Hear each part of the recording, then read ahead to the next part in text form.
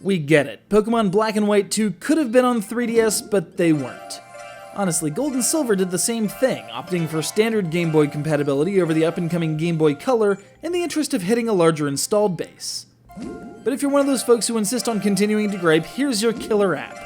An AR camera that lets you pursue Pokemon trapped in an imaginary space between dreams and reality, or rather the reality in which Pokemon are actually a thing.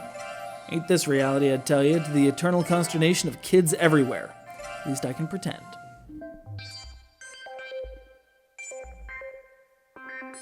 So here's the gist. You're a researcher hired by Professor Burnett to investigate Pokemon Dreams, and if that sounds awfully familiar, yeah.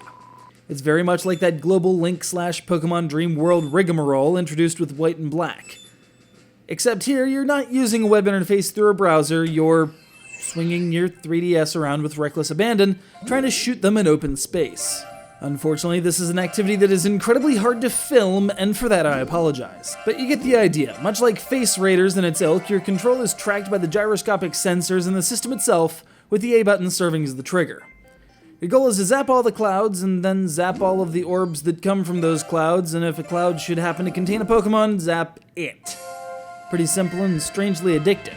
Assisting these goals are a number of upgrades that can be purchased with orbs, which improve the strength of your beam, increase the time you have in catching mode, enable single-use items to extend your time in a pinch, or slow down the escaping Pokemon, or stockpile more Dream Clouds at a time.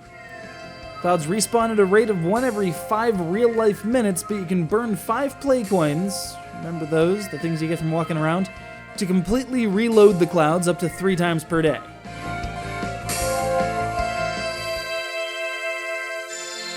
So the important part is, what are the rewards? Well, some items and mostly Pokemon which can be transferred to your copy of Black 2 or White 2 using the 3DS connection option under another link.